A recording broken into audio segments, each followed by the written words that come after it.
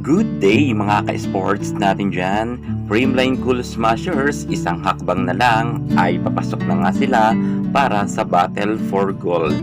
Marami pa silang kakaharapin, ngunit ang isa sa mga pinaka mahigpit nila na katunggali ay napatumba na nga nila, ang Kurashiki Ablaze.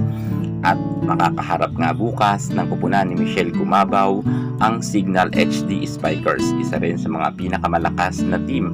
At matatandaan nga natin na ng Reinforced Conference ay halos gitgitan ang kanilang labanan at para nga tayong nanonood na ng Battle for Gold.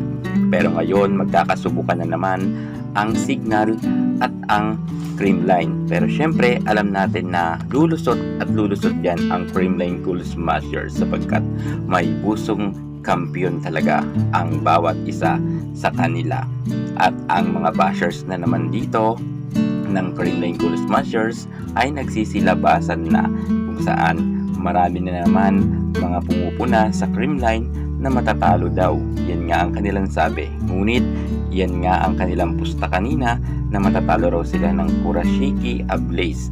Ngunit ngayon pinahiya na naman sila ng Creamline Cool Smashers at malaking sampal na naman to sa mukha ng mga kritiko ng Creamline. Michelle Gumabaw handang-handa na kumataw. Bukas, aalamin natin ang buong detalye. Pero bago ang lahat, subscribe ka muna. Click ang ating notification bell para lagi kang updated sa lahat ng issue sa volleyball. Susunod na.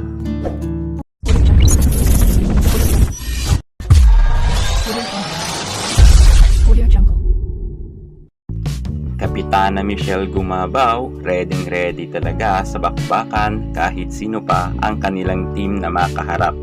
Tulad nga ng kanilang mga co-star player na nasa bench sa kasalukuyan ay relax rin at malaki ang tiwala nila sa kanilang first six na nasa loob ng court na mapapagtagumpayan nila ang kanilang mga makakaharap. Kasama na nga dyan ang kanilang import na si Erica Stanton na nag-stand out rin pagdating nga sa mga laban. Kanina ay naka 21 puntos itong si Stanton. Talagang binakbakan niya rin ng napakalalakas na spike. Halos karamihan dito ay gumalaw. Maging si Bernadette Fons ay naka double digit. Pangs Panaga and Kyle Negrito, same sila naka 8 puntos at si BDL 4 puntos. Kitang-kita nga natin kanina na hindi nagpakabog ang ating Michelle Gumabaw sa malakas na team na Kurashiki.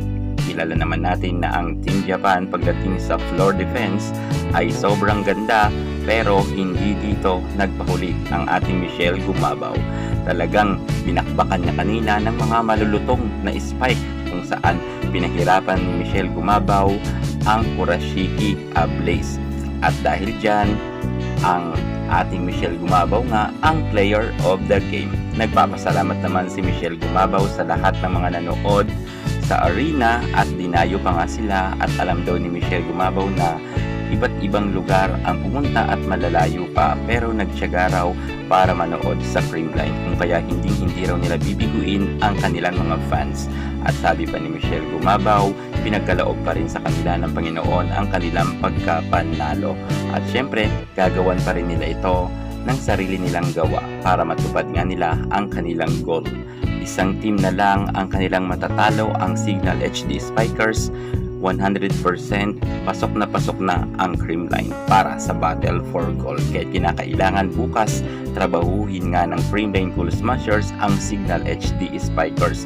Sa tingin ko naman ay kayang-kaya to ng Creamline. Yan muna ang pinaka-latest natin sa mundo ng volleyball. Thank you so much. God bless.